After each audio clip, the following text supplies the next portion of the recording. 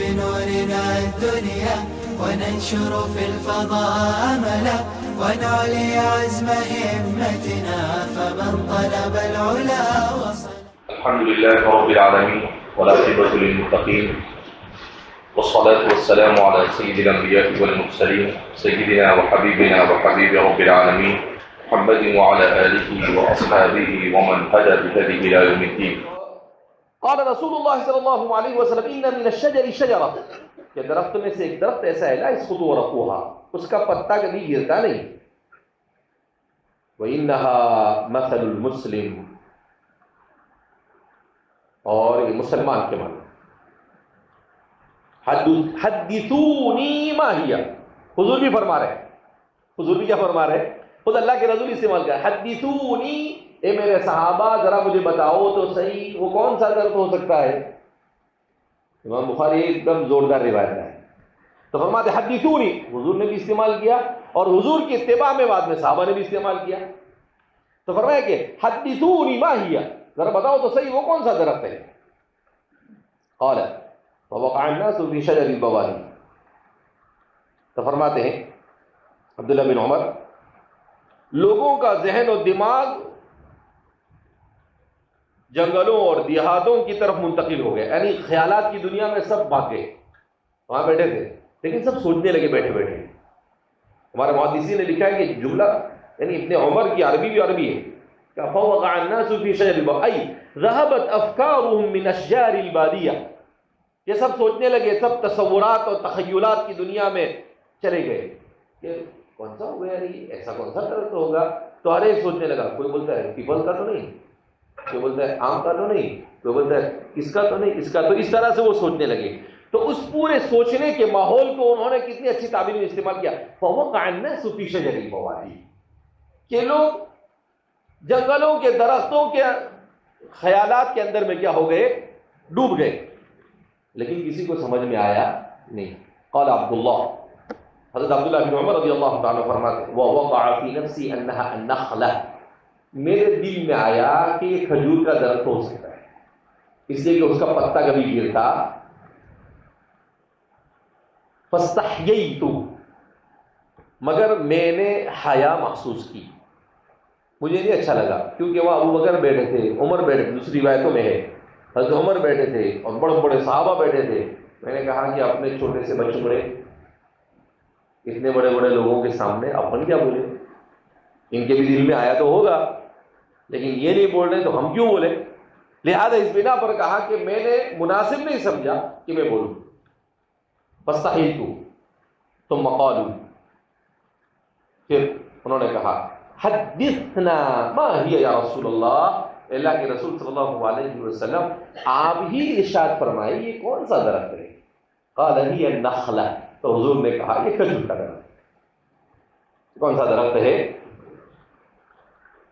تو ٹھیک ہے، عبارت کو ہم سمجھتے ہیں کہ اللہ کے رسول صلی اللہ علیہ وسلم نے حضرات صحابہ سے سوال کیا کہ بھئی ایسا کون سا درخت. اس سے معلوم ہوا کہ تعلیم کا ایک طریقہ ہے طرح السؤال علی التلاميذ، بچوں سے سوال کرنا، کہ استاد اور شیخ اپنے طلباء سے سوال کرے، ڈیفیکلٹ سوال، مشکل، آسان نہیں، مشکل سوال کرے. لہذا اگر استاد سوال کرتا ہے اور سوال کرتے وقت یہ نیت کر لیتا ہے کہ میں اس لیے سوال کر رہا ہوں کہ حضور نے بھی صحابہ کو سوال کیا تھا صار سنہ، تو اس کا یہ سوال کرنا بھی کیا بن جائے گا، سنت بن جائے گا. کتنا آسان کام ہے، جوڑنے کا، باہر بھی نہیں، انڈر گراؤنڈ، یہی اندر کیا کرنا ہے، جوڑ دینا ہے. کہ میں سوال کروں اور کہوں جیسے حضور نے پوچھا صحابہ سے ایسے میں اپنے بچوں سے پوچھ رہا ہوں. تو کہا کہ آپ نے گویا کہ ایک سنت کو زندہ کر دیا. اور من احیا سنتی عند مماتها، جو کوئی میری سنت کو اس وقت زندہ کرے گا جب لوگ اس کو بھول چکے ہوں گے، حضور نے فرمایا فَلَهُ أَجْرُ 70 شہیدا، تو اس کو ایک سنت کے زندہ کرنے پر 70 شہیدوں کا ثواب ملے گا. کتنے شہیدوں کا ثواب ملے گا؟ 70 شہیدوں کا ثواب ملے گا. تو اللہ کے رسول صلی اللہ علیہ وسلم نے سوال کیا صحابہ سے، کہا یہ کون سا درخت ہو سکتا ہے جو مسلمانوں کے جیسا ہو.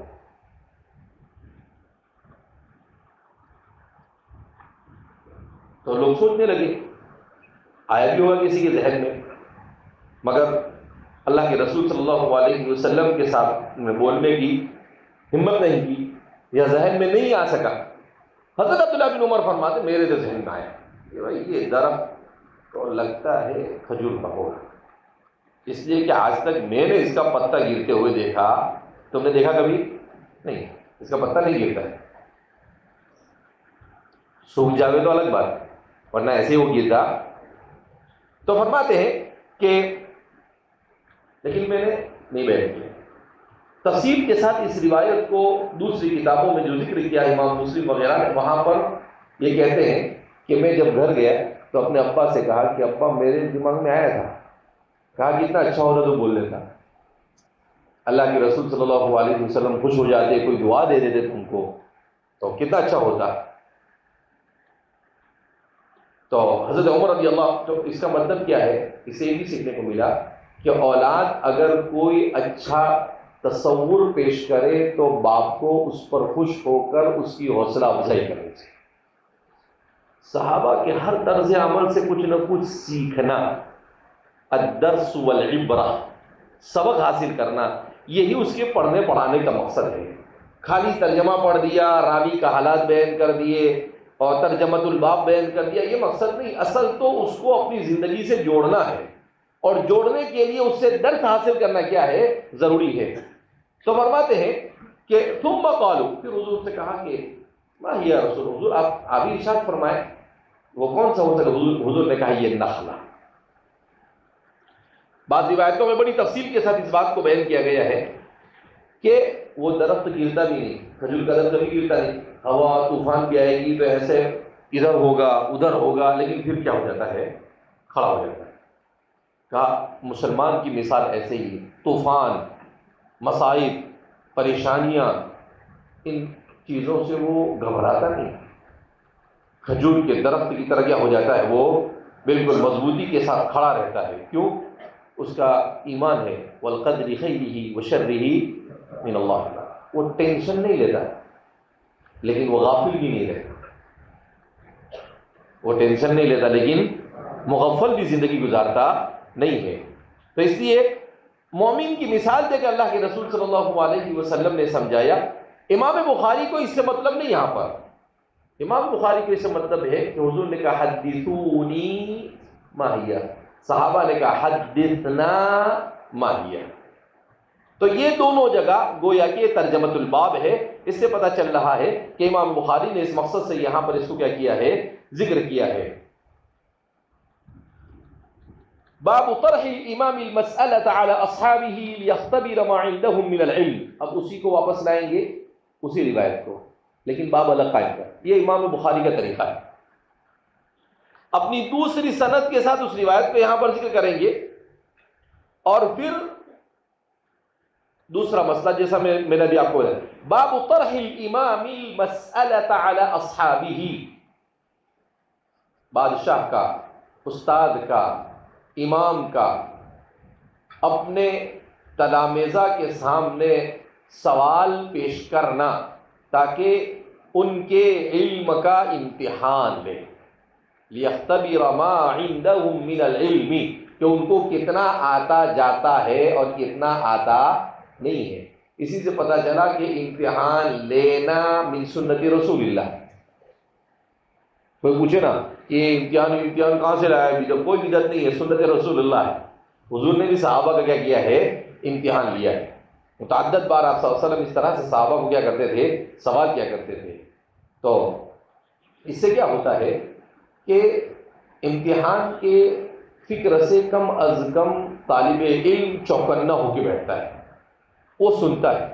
اگر اس کو پتہ چلے کہ کوئی امتحان نہیں، کچھ ہونے والا ہے نہیں، تو پھر ظاہر سی بات ہے وہ بالکل لاؤبالی پر اختیار کرے گا۔ حضرت والا کو کہو 2 4 5 کتابیں لے کے ادھر تشریف لے آئیے، رات میں مطالعہ کر رہے کیا؟ ہاں، تو کائی صوت ہے ابھی، یہ کوئی سونے کا ٹائم ہے؟ 10:30 بجے دنیا میں کوئی سوتا؟ بولنا نہیں سوتا، اٹھ جا، کب سے سو رہا ہے؟ میں بولا یہ بھی اٹھے گا ابھی اٹھے گا اللہ کا بندہ ابھی اٹھا ہے، لیکن وہ تو اٹھنے کو تیار ہی. پھر میں بھی مجبور ہو گیا. میں نے کہا کہ بھائی اب 1 منٹ کا نقصان ہوگا، لیکن ابھی اس کو نہیں اٹھائیں گے تو اس کے بازو والا بھی سونا شروع کرے گا. بولے کہ چلو یہ بھی سو رہا، اپن بھی سو. ٹماٹر کو دیکھ کے رنگ پکڑتا ہے. یہ ساری کتاب اٹھا لے اور سر پہ رکھ کے تاکہ تیری نیند اڑ جائے، اور پھر بھی نہیں اڑے تو بول اڑاؤ.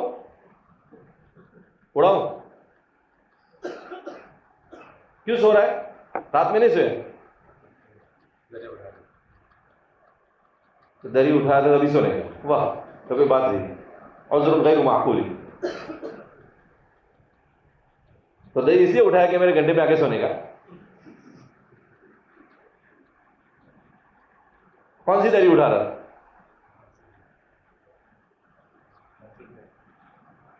مسجد میں دری لگائے.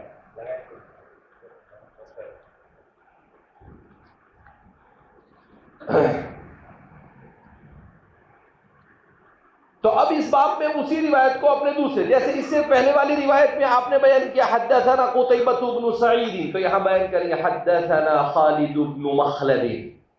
یہ روایت کرتے ہیں خالد بن مخلد سے. خالد بن مخلد ابو الہیثم القطوانی قال حدثنا سليمان بن بلال قال حدثنا عبد الله بن دينار عن ابن عمر رضی اللہ عنہما وعنہم اجمعین عن النبی صلی اللہ علیہ وسلم. میری ایک عادت ہے عنہما یا عنہ وعنہم اجمعین کہتا ہوں، اپنے اوپر لازم کیا ہے. جب سے دور حدیث شریف پڑھتا تھا تب سے کہ بھئی یہ تو رضی اللہ عنہم ہے، مگر خالد بن مخلد سے لے کر یہاں تک کہ یہ بھی سب رضی اللہ عنہ، یہ بھی بیچارے اس بات کے مستحق ہیں کہ ہم ان کے لیے دعا کریں، اس لیے کہ یہ ہمارے محسن، یہ کیا ہے ہمارے، اور محسن کے احسان کو کبھی بھولنا چاہیے نہیں. اس لیے میری عادت ہے کہ سارے راویوں کو دعا کے اندر میں کیا شریک کرنے میں اپنا کیا چلا جاتا ہے، گھس جاتا ہے. اپنا ہی فائدہ ہے، ان کا فائدہ ہو نہ ہو، اپنا تو فائدہ پکا ہے. عن نبی صلی اللہ علیہ وسلم قال، نبی کریم صلی اللہ علیہ وسلم نے ارشاد فرمایا ان من الشجر شجرة لا يسقط ورقها وانها مثل المسلم حدثوني ما هي قال فوقع الناس في شجر البوادي قال عبد الله فوقع في نفسي انها النخلة فاستحييت ثم قالوا حدثنا يا رسول الله ما هي قال هي النخلة. پوری وہی بات ہے، لیکن صرف فرق اتنا ہے کہ وہاں پر اس کو لائے تھے حدثنا کو ثابت کرنے کے لیے، سماع حدیث کو ثابت کرنے کے لیے، اور یہاں پر لائے ہیں طرح سوال کے لیے کہ استاد اور امام اپنے تلامذہ سے سوال کر سکتا ہے سبق کے دوران.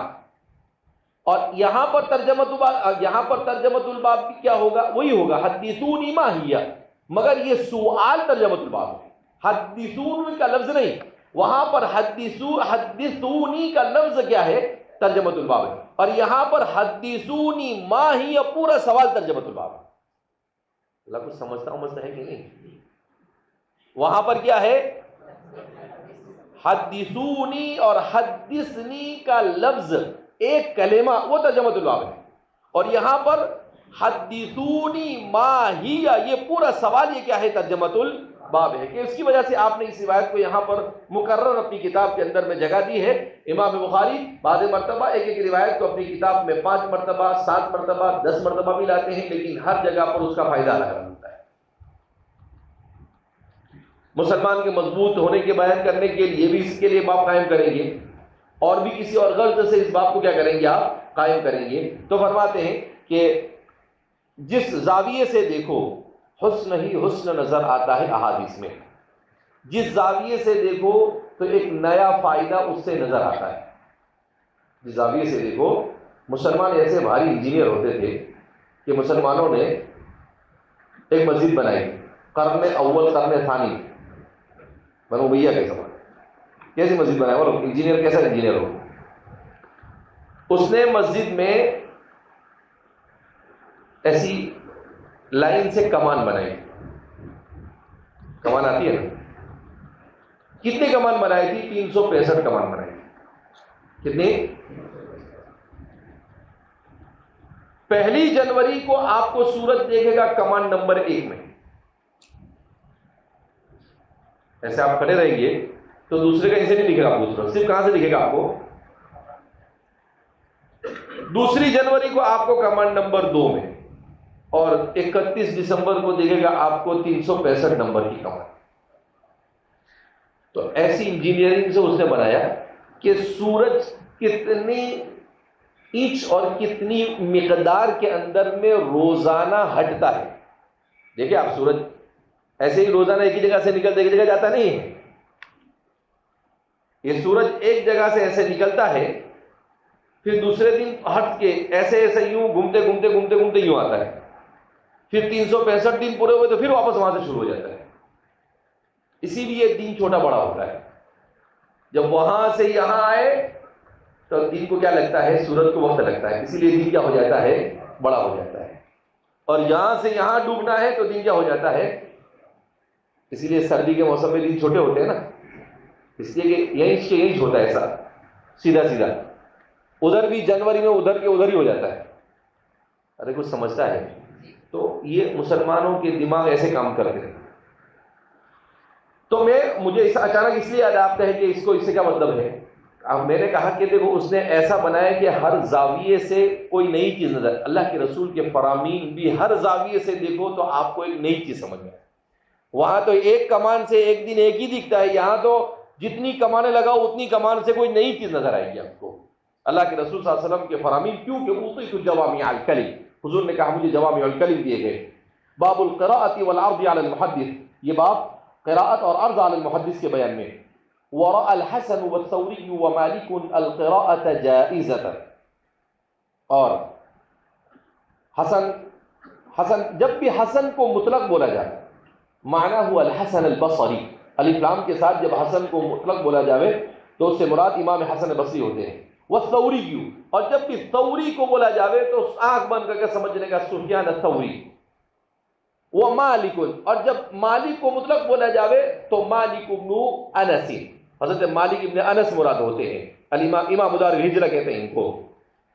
تو فرماتے ہیں کہ ان لوگوں کے یہاں پر قراءت اور عرض علی المحدث کیا سلسلے میں کیا رائے ہے، جیسا کہ ابھی اس کتاب کے حوالے سے آپ کے سامنے بیان کیا. تو امام حسن بصری، امام ثوری اور امام مالک فرماتے ہیں کہ جائزتن، یہ جائز ہے.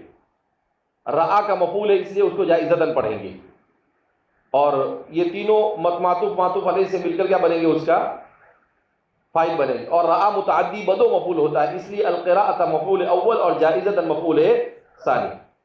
ورأى الحسن والثوري ومالك القراءة جائزة، واحتج بعضهم في القراءة على العالم بحديث ضمام بن ثعلبة أنه قال للنبي صلى الله عليه وسلم الله أمرك أن نصلي الصلاة؟ قال نعم. قال فهذه قراءة على النبي. أخبر ضمام قومه بذلك فأجازوه. واحتج مالك بالصك يقرأ على القوم فيقولون أشهدنا فلان، ويقرأ على المقرئ فيقول القارئ أقرأني فلان. وبه قال حدثنا محمد بن سلام قال حدثنا، یہ راویوں کے نام میں دو طرح سے آتا ہے، کسی کے نام میں حضرت عبداللہ ابن سلام ہے اور بعض جگہ پر من غیر تشدید، یہاں پر محمد بن سلام ہے، محمد بن سلام نہیں ہے.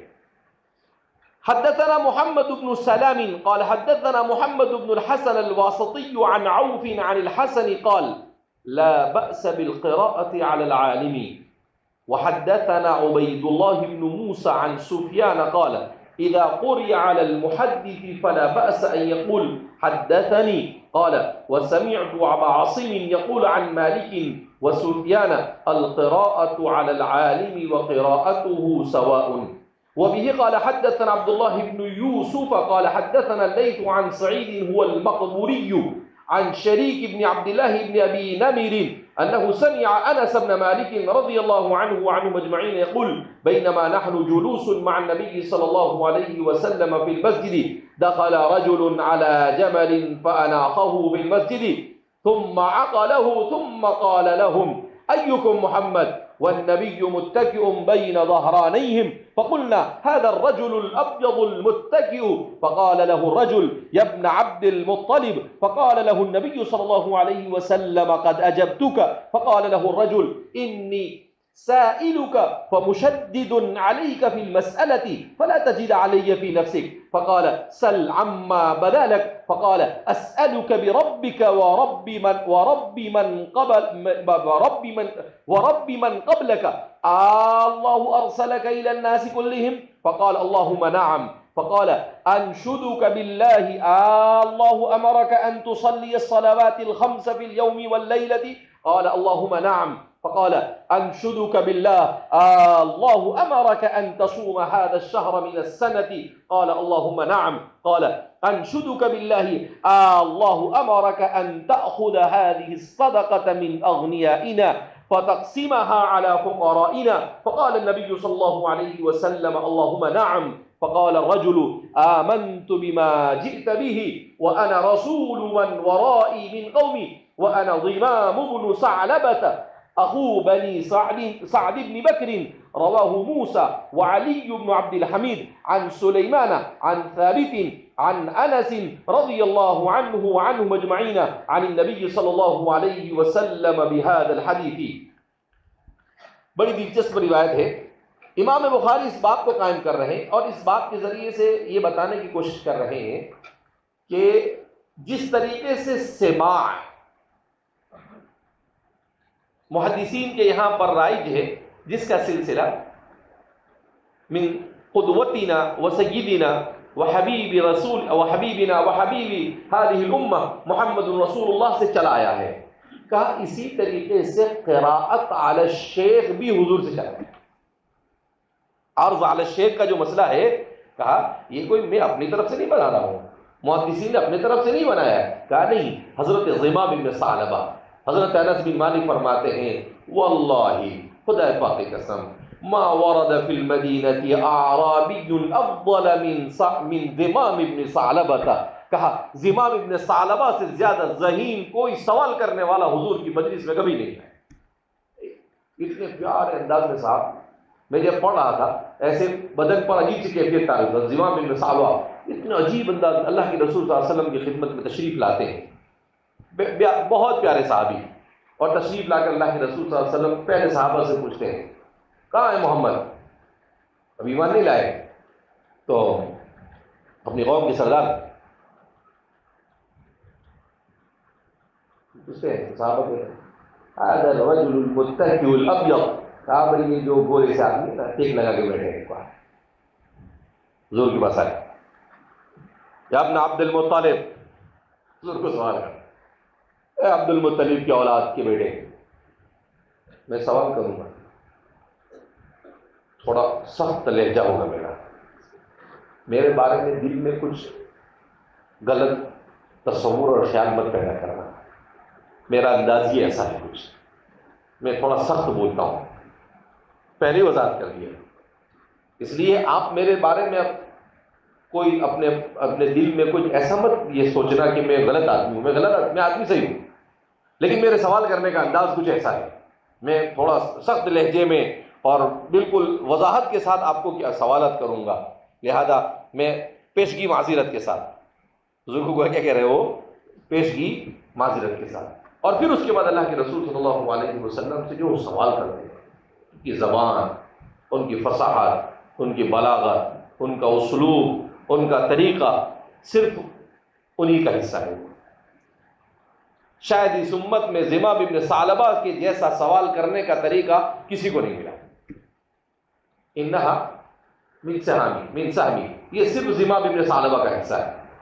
تو کل پڑھیں گے اس کو, بڑا دلچسپ واقعہ ہے, اور امام بخاری اس سے بڑا دلچسپ مسئلہ بھی ثابت کرتے ہیں. راوی بھی دلچسپ لائے, مسئلہ بھی دلچسپ لائے, اور طریقہ بھی دلچسپ ہے. ساری چیزیں دلچسپیوں سے بھری ہوئی ہیں.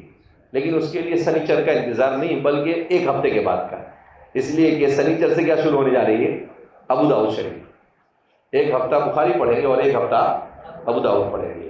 تو اب اس کے لیے ایک ہفتہ کیا کرنا پڑے گا؟ آپ کو انتظار کرنا پڑے گا.